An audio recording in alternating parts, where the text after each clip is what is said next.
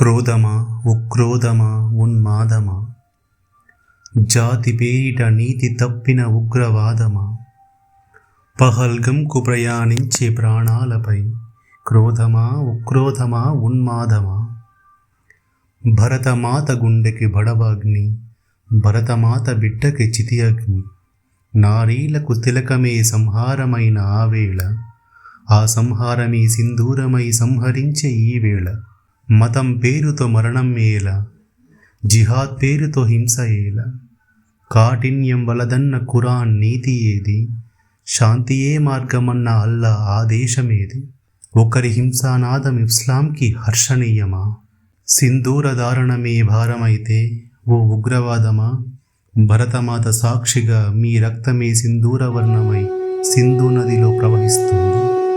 ఇది తథ్యం. జై హింద్.